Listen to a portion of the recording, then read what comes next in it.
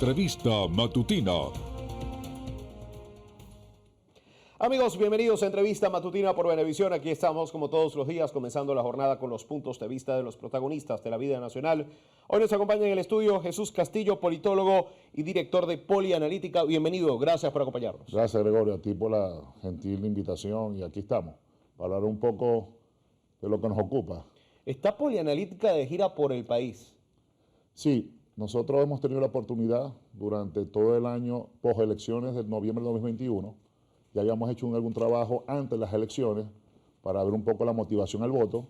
Y luego de las elecciones de 2021, cuando ya teníamos el nuevo mapa geopolítico del país, un poco era importante recorrer Venezuela para preguntarle a los ciudadanos venezolanos realmente cómo veía el país, qué percepción tenía la clase política de los recién electos alcaldes, gobernadores, diputados, concejales, y sobre todo la percepción hacia el futuro, ¿ok? Pasó muy rápido los primeros 3 meses del año, inclusive pasó por debajo de la mesa el referéndum revocatorio presidencial, que no hubo mucho escándalo o mucho ruido de los sectores opositores, y después de eso, hoy en día hay una carrera presidencial, a pesar que las elecciones están pautadas en el 2024. Entonces, era necesario percibir el país político y el país económico. Y eso es lo que anda Polianalítica recorriendo Venezuela. ¿Qué se ha visto en los primeros municipios que se han podido recorrer, en las primeras poblaciones que se han podido visitar, considerando las diferencias evidentes? Porque vivimos en un país que hoy día es poco homogéneo desde el punto de vista social, económico, servicios públicos, entre otras cosas. ¿Qué se ha podido ver? Mira, interesante pregunta. Por ejemplo, en el mes de enero, nosotros somos zulianos, somos de la ciudad de Maracaibo. Nosotros cuando encuestábamos los municipios principales, Maracaibo, San Francisco, Cabimas y Lagunilla, que es el corredor electoral del estado Zulia, la gente se molestaba por el sistema eléctrico, no había gasolina, la gente sentía una percepción de todos los malos servicios públicos, y en ese momento el gobernador Manuel Rosales había recién ganado las elecciones y hay mucha esperanza sobre su elección. Eso es enero. Nosotros hace 3 semanas estuvimos en el Zulia haciendo prácticamente una copia de lo que hicimos en enero. Bueno, la gente ahora percibe que la luz se va menos, ¿okay? Que hay mejores carreteras, que hay mejor calidad de servicio, que hay una mejor percepción del Estado y que hay más negocios abiertos y que hay un sector socioeconómico que se está activando. Entonces las dos percepciones, de un mes de enero a un mes de prácticamente julio, ¿no? Entonces, en este momento el país está así. Todo es un proceso emocional. Uno puede ir hoy a un restaurante en cualquier parte del país y te pueden servir muy bien. El mesonero te sirve bien, la comida es muy buena. Y tú vas mañana al mismo restaurante y te atiende otro mesonero mal, la comida está fría, el servicio es malo. Entonces tú en 24 horas puedes cambiar la percepción de un servicio o hacia alguien. Así es la política en Venezuela. Tú en 24 horas puedes cambiar la percepción de un líder político o de cómo está el país. Todo depende de cómo te vaya a ti. Si tú hoy estás sin trabajo, dices que el país está un desastre, pero si en la noche te dan un contrato y amaneces el otro día con un trabajo y con un dinero para mantener la familia, tu percepción en 24 horas cambia totalmente. Pensando ya precisamente, volviendo al terreno político, pensando en lo que me mencionaba de la carrera presidencial, ¿hay algún liderazgo que sobresalga o antes de llegar a ese punto me gustaría saber qué piensa la gente de la oposición en este momento? Mira, el 68% de los venezolanos que hemos encuestado en este recorrido que hemos hecho ya por 76 municipios de Venezuela en lo que va de 2021, nos ratifica claramente que no hay un liderazgo político de fuerza hoy que represente a la oposición política del país. O sea, no hay nadie que enamore, que emocione, que entusiasme y que levante las masas para ir a un proceso electoral. 2, otro indicador importante, 64% de estos encuestados no creen en los partidos políticos actuales de Venezuela, no le dan credibilidad, no se sienten representados ni sienten que van a ser la solución de los problemas. Y 60.4%, si las elecciones fueran el próximo domingo, manifiestan claramente que no salieran a votar.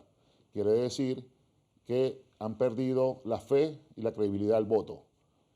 Esto quiere decir que para los sectores opositores esto no son buenas noticias, porque el sector opositor, mayor abstención beneficia al partido de gobierno y obviamente no tener credibilidad por los partidos políticos ni por los líderes políticos de hoy es un trabajo que tienen que hacer fuertemente en estos próximos 2 años que le quedan para las elecciones presidenciales o antes que elijan o intenten elegir un candidato en primarias. Entiendo bien que tienen desde diciembre del año pasado recorriendo el país. Eso es correcto. ¿Qué metodología de recolección de datos han empleado? Estamos haciendo 2 métodos.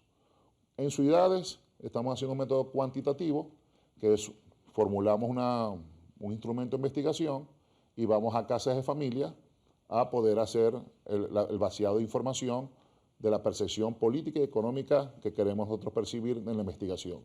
Y cuando vamos para zonas rurales del país, hacemos grupos focales, ¿ok? Hacemos una reunión de diferentes actores y formulamos unas preguntas, hacemos una sesión de trabajo generalmente a mediodía, a pesar de las condiciones donde podemos hacer sesiones de trabajo. Es importante resaltar que en Venezuela no todo el mundo tiene un aire acondicionado, no todo el mundo tiene un espacio cómodo, no todo el mundo duerme en una cama. Aquí hay gente que duerme todavía en un chinchorro, una hamaca, como lo quieran conocer, y hay personas que inclusive duermen en un camión, duermen en una chalana o duermen en carreteras, porque obviamente recorrer Venezuela es territorios grandes y hay sectores productores del país que tienen que trasladar sus productos y obviamente los transportistas no es muy fácil transportarse en Venezuela. ¿Ha sido receptiva la gente a la hora de llegar, de querer tantear su opinión? ¿Cómo los han recibido? Y más importante es, ¿cómo han podido sentarse con la gente y ganarse la confianza para que le dé su opinión? Tú no vas a llegar, decir, mira, nosotros somos polianalítica, déjame la puerta. Eso no se hace así. Nosotros buscamos primero, contactamos al líder de la zona, puede ser un líder del consejo comunal, de la comuna, todavía en Venezuela hay asociaciones de vecinos que están vigentes, o un líder político que tenga credibilidad en la zona, puede ser un líder religioso, empresarial, comunitario, y basado en ese contacto es que nos permiten abrir las puertas con esas personas. Siempre vamos con alguien de la comunidad, llámese parroquia, llámese municipio, llámese sector, que nos ayuda a abrir las puertas o nos ayuda a invitar a estas personas representativas para poder hacer los estudios de investigación con mayor asertividad y no tener un margen de error mayor del 5%. Mencionaba la percepción de que no hay un liderazgo fuerte en la oposición, un liderazgo primordial, hablaba del 64% Eso es correcto. De los encuestados. Ese mismo porcentaje, en esa misma encuesta, se ha hablado de consenso, se ha hablado de primarias. ¿Qué es lo que se considera que es la mejor vía para conseguir un candidato? Mira, los resultados electorales del 21 de noviembre del año 2021, en las elecciones regionales, nos certifican nuevamente que la oposición política del país unida es más fuerte que el PSUV unido, ¿ok? Quiere decir que en las pasadas elecciones, la oposición, si hubiera ido unida, sacó 1.200.000 votos más que los votos que sacó el PSUV, que fueron 4.200.000 votos. Lo que certifica que la oposición en Venezuela sigue siendo mayoritaria que el gobierno, solo que el gobierno ha logrado manifestar posiciones hacia el elector de abstención y ha logrado manifestar posiciones ante los políticos de división. Mientras la oposición política del país vaya dividida o saque más de un candidato, el gobierno nacional, o el candidato en este caso, que hasta ahorita han elegido, que es el presidente Nicolás Maduro, tendría la primera opción para ser reelecto en el año 2024. ¿Qué tiene que pasar para que la oposición pueda alcanzar esa unidad de cara a unas elecciones presidenciales? Primero, madurez política. Segundo, que los sectores que están hoy desunidos, uno lo llama la Alianza Democrática, otro lo llaman el G4, otro lo llaman los independientes, otro lo llaman la Fuerza Vecinal, que todos estos sectores entiendan y comprendan que si su intención real es conquistar los espacios de poder nacionales, en el 2024 tienen que ir unidos, elegir un candidato en primaria y que el candidato que gane primarias, todos los demás trabajar hacia una estructura, recordando que Venezuela tiene 14.261 centros de votación. Si tú no cubres esos 14.261 centros de votación, tienes desventaja. Porque para ganar elecciones en Venezuela tienes que tener estructura electoral, movilizadores, testigos electorales y obviamente recorrer, apreciar todo el país. Entonces, hoy en Venezuela no hay un candidato de la oposición solitario que sea capaz de cubrir todos los centros de votación. Y mencionaba todos esos atributos y agrego uno más. Conexión con la gente. ¿Cómo se reconecta o cuál es el inicio de la reconexión de la clase política con la gente y en particular la oposición? Ir otra vez a las casas de la gente, caminar otra vez las barriadas, sectores populares, ciudades, conversar con los empresarios, sentarse a tomarse el café. Los políticos, sobre todo cuando uno viene a Caracas, son muy redes sociales. Y cuando tú vas al país, te das cuenta, cuando tú vas a un grupo focal o estás en un curso de formación política y dices rápidamente, están 52 personas sentadas, ¿quiénes tienen teléfonos inteligentes? Y ahí hacemos rápidamente un estudio. Y apenas 16, 17, 18 personas, no llegan a 20 personas, son las que tienen un teléfono inteligente. Las mayores personas tienen teléfonos de texto, o sea, que manifiestan por mensajería de texto. La telefonía celular, las señales no son siempre buenas en todo el país. Entonces, resumidas cuentas, la conexión política del país tiene que ser con soluciones efectivas a los problemas que ya existen, pero visitando a la gente nuevamente. Hay que volver a las casas de las personas. Hay que dejar un poco la manifestación de redes sociales y ir a hacer contacto persona a persona. Nos queda cuestión de un minuto.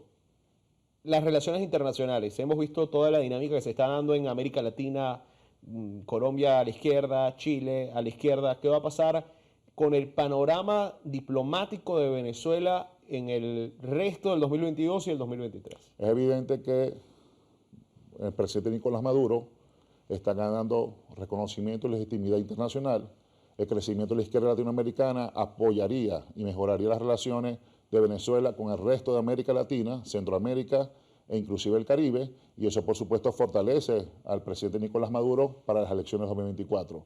Es evidente que ahorita el 2 de octubre va a haber elecciones en Brasil y ahorita se va a juramentar Petro y en Brasil todo indica que Lula va a ser el nuevo presidente de Brasil. Eso le favorece, obviamente, a las relaciones que tiene Venezuela con el continente y, sobre todo el eje que está manejando Venezuela hacia el oriente. La guerra va a seguir y mientras la guerra siga, obliga a los Estados Unidos a sentarse con el gobierno venezolano y el gobierno venezolano va a tener más licencia para seguir exportando petróleo y eso es bueno para la economía y ese bueno para la economía lo capitaliza Nicolás Maduro.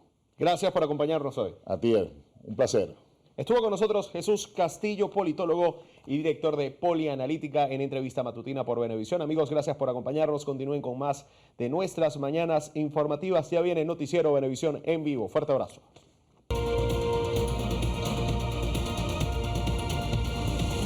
Entrevista matutina